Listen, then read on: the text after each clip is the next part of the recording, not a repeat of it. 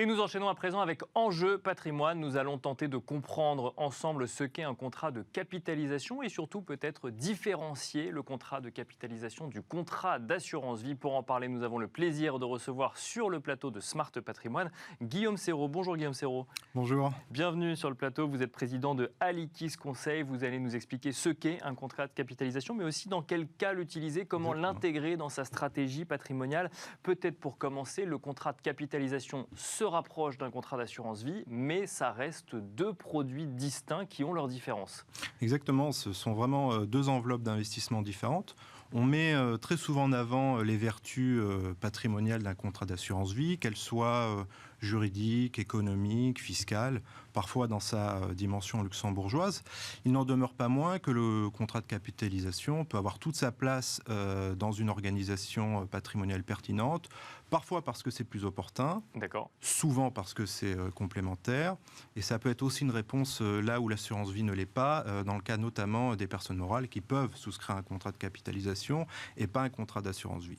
Donc il y a de réelles similitudes entre les deux enveloppes d'investissement et des points de différenciation assez clairs qui font que, de mon point de vue, c'est assez complémentaire. Pour qu'on comprenne bien à quoi sert un contrat de capitalisation, on l'utilise dans les mêmes proportions et j'ai envie de dire de la même façon qu'un contrat d'assurance vie, c'est-à-dire ensuite derrière pour concevoir une allocation entre fonds euros, unités de compte et investir sur les mêmes typologies d'actifs.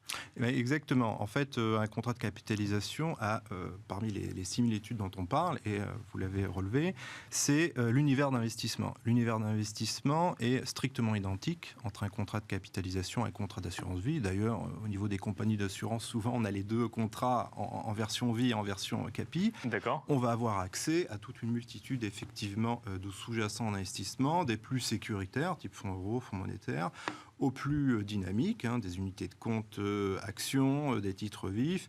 Et puis, ça s'est développé depuis quelques années, tout un univers du non-coté, type de la pierre papier, le private equity, et puis aussi également... Donc, on a accès aux mêmes classes d'actifs sur un contrat de capitalisation. Exactement, on a toutes les classes d'actifs. C'est un des points de similitude du contrat d'assurance vie et du contrat de capi. Il y en a d'autres, donc, des points de similitude, si vous dites que c'est un des points de similitude. Exactement, on peut en relever quelques autres. Déjà, le mode de souscription, un contrat d'assurance vie, un contrat de capitalisation, on peut avoir une adhésion simple, une souscription simple, c'est-à-dire que moi, en tant que personne physique, je souscris seul un contrat de capitalisation, comme je peux le faire pour un contrat d'assurance vie.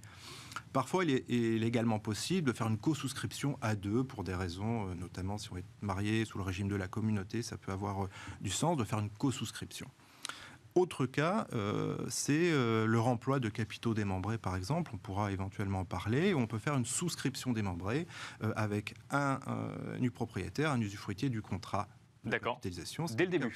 Prévu dès le début, à l'entrée du contrat. Exactement. Généralement, dans le cadre d'une subrogation, c'est-à-dire j'ai un bien en démembrement. Typiquement, j'ai un immeuble avec mes deux enfants, prenons un exemple. En démembrement, ils sont nus propriétaires, je suis usufruitier. Nous décidons, pour des raisons économiques, par exemple, de céder cet immeuble. Le principe est que normalement, on partage le prix de vente entre l'usufruitier et le ou les nus propriétaires en fonction de la valeur des droits de chacun. Ça, c'est le principe. Mais conventionnellement, on peut déroger à ce principe et décider de faire perdurer, de reporter le démembrement par le jeu de ce qu'on appelle la subrogation réelle conventionnelle. Et on va reporter le démembrement en souscrivant, par exemple, un contrat de capitalisation avec les enfants. Et on restera dans le même mécanisme de démembrement, mais cette fois-ci portant sur le contrat de capitalisation. Exactement. On reporte le démembrement d'un actif immobilier sur le contrat de capitalisation où, par exemple, en tant qu'usufruitier, je vais tirer le revenu de ce contrat. Alors, restons peut-être sur cet exemple une seconde avant d'aller sur les différences. Pourquoi faire ça? Comment est-ce que ça s'intègre dans une stratégie patrimoniale? Alors, le démembrement, là, j'ai pris l'exemple où on remployait effectivement le prix de vente démembré.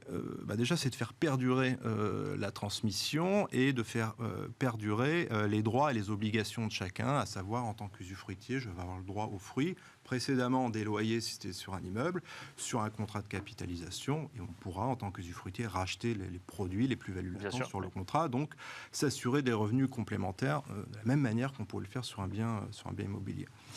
Et puis, quelque chose que l'on peut faire en cours de vie du contrat de capitalisation, puisque c'est une des différences quand même avec le contrat d'assurance vie, c'est qu'on va pouvoir le donner. On peut le donner en pleine propriété, un contrat de capitalisation, ce qui permet notamment d'une part de purger les plus-values latentes et d'autre part de conserver l'antériorité fiscale du contrat, puisque vous le savez, comme un contrat d'assurance vie, un contrat de capitalisation a une fiscalité privilégiée en termes de rachat, autrement dit en termes de retrait, après 8 ans. Bien sûr. Donc, on conserve cette antériorité fiscale. Donc, on peut le donner en pleine propriété en cours de vie. Mais pour bien comprendre, pour ceux qui nous écoutent, quand on dit donner, ça n'implique pas de transaction, ça n'implique pas de rachat. On donne son contrat avec l'argent qui a été investi dessus et les investissements qui sont réalisés. Exactement. L'enveloppe d'investissement est transmise d'une personne à une autre, d'un parent à un enfant. Et on conserve effectivement ce qu'il y a à l'intérieur. Ça n'empêche pas a posteriori pour le nouveau titulaire, entre guillemets, de faire des arbitrages, mais on conserve tous les sous-jacents qui sont à l'intérieur. Et comme je le disais, en pleine propriété, ça permet de purger les plus-values latentes. Est-ce qu'il y a des incidences fiscales aux dons que l'on réalise ou de manière plus générale sur ce contrat de capitalisation qui serait différente d'un contrat d'assurance vie ? Exactement. Alors, on va peut-être parler de la donation. Après, je parlais de la différence en termes de succession. Mais effectivement, dans le cas d'une donation, ça va rentrer dans l'assiette taxable des droits de mutation à titre gratuit, à savoir des droits de donation. On va pouvoir bénéficier de l'abattement, de 100 000 € par exemple entre parents et enfants. Donc, c'est le même principe que de donation d'un autre actif. Donc si on donne un contrat de capitalisation mettant une valeur de 50 000 €, on ne pourra plus transmettre que 50 000 € supplémentaires. Exactement, on aura consommé 50 000 € d'abattement, en tout cas dans la transmission de ce contrat de capitalisation. Donc là, on parlait effectivement de donation. En termes de succession, il y a des différences profondes entre un contrat de capitalisation et un contrat d'assurance vie. Elles sont d'ordre juridique et en conséquence aussi d'ordre fiscal. Juridiquement, un contrat d'assurance vie, quand le souscripteur assuré décède, le contrat est terminé. Il y a un terme au contrat, ce qu'on appelle le dénouement du contrat. Qu'est-ce qui se passe ? En fait, les capitaux décès vont être transmis aux bénéficiaires qui auront été désignés par le souscripteur assuré, avec, le cas échéant, le bénéfice de la fiscalité de l'assurance vie en cas de décès de l'assuré, qui est très avantageuse avant 70 ans, et qui aussi, mais un peu moins, voire beaucoup moins, après 70 ans. Et avec un traitement fiscal en dehors de la succession effective de la personne. Exactement.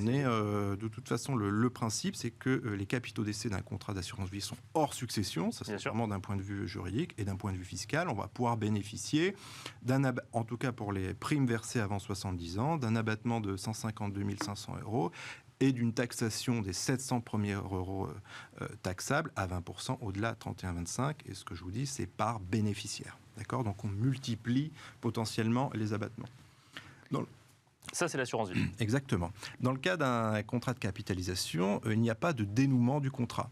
C'est-à-dire qu'en cas de décès, de la même manière que pour une donation, le contrat est transmis aux héritiers, effectivement, qui vont récupérer l'enveloppe d'investissement avec une purge, je l'ai dit, de la plus-value latente, une conservation de l'antériorité fiscale, et aussi, on n'y pense peut-être pas souvent, c'est qu'à l'intérieur d'un contrat d'assurance vie ou de capitalisation, il peut y avoir des sous-jacents, type private equity, type des fonds datés, des produits structurés qui ne sont peut-être pas arrivés à l'échéance. Bien sûr, des investissements long terme qu'on voudrait conserver en tant qu'investissement long terme. Autant l'assurance vie en cas d'essai, on coupe la ligne. Alors théoriquement, on pourrait transmettre les titres dans le cadre de l'assurance vie aux bénéficiaires. Dans la réalité, c'est beaucoup plus complexe auprès des assurances, alors que dans un contrat de capitalisation, on ne coupe pas, on ne met pas fin aux sous-jacents, et donc on continue la vie des contrats avec des sous-jacents qui ont une durée un peu plus longue, ça a plus de sens. Deux sujets encore que j'aimerais traiter dans le temps limité qui nous est imparti. Comment est-ce que je crée une stratégie patrimoniale avec un contrat d'assurance vie et un contrat de capitalisation ? Est-ce que je dois choisir entre l'un et l'autre, ou au contraire, je peux concevoir une stratégie avec les deux ? Non, il n'y a pas forcément besoin de choisir l'un ou l'autre. Ça peut être vraiment l'un et l'autre. Ça va dépendre des cas en termes de stratégie. On va pouvoir, par exemple, prenons un exemple. J'ai aujourd'hui 1 million d'euros, je souhaite transmettre ces capitaux à mes 2 enfants, je souhaite aussi en tirer des revenus. peux assez usuellement utiliser un contrat d'assurance vie où je les désigne comme bénéficiaires. Je procède à des rachats tous les mois, tous les trimestres pour satisfaire à mes besoins de revenus. Je peux aussi, avec la même stratégie, cette même volonté de bénéficier de revenus et de transmettre, souscrire un contrat d'assurance vie à hauteur de 600 000 € où je vais les désigner comme bénéficiaires et souscrire 2 contrats de capitalisation, par exemple, pour lesquels je vais donner la nue propriété. Si, dans mon exemple, j'ai 60 ans, je vais réduire le coût de la transmission d'à peu près 60%. Donc, encore une fois, il n'y a pas du tout de martingale. Ça va dépendre effectivement de la situation patrimoniale de l'épargnant. Ça va dépendre effectivement de ses objectifs, mais ils peuvent être tout à fait complémentaires aussi dans une optique de transmission comme dans une optique de revenu. Dans une optique de préparation de sa retraite, il y a un choix à faire entre les deux ou pareil, les deux restent complémentaires? Non, les deux restent complémentaires puisque on va pouvoir bénéficier d'une fiscalité en termes de retrait particulièrement pertinente après 8 ans. Après, l'ajustement se fera essentiellement en termes de transmission et là, ça va vraiment dépendre des cas, quoi. Merci beaucoup Guillaume Serrault d'être venu sur le plateau de Smart Patrimoine. Je rappelle que vous êtes président de Alikis Conseil. Merci beaucoup. Merci Jean-Marc. Nous n'aurons pas eu le temps de parler du côté personne morale dédiée au contrat de capitalisation qui peut, j'imagine, servir notamment pour la trésorerie d'entreprise. Vous reviendrez nous en parler du coup sur le plateau de Smart Patrimoine. Avec plaisir. Merci beaucoup, merci à vous de nous avoir suivis. On se retrouve très vite sur Bismart. Merci.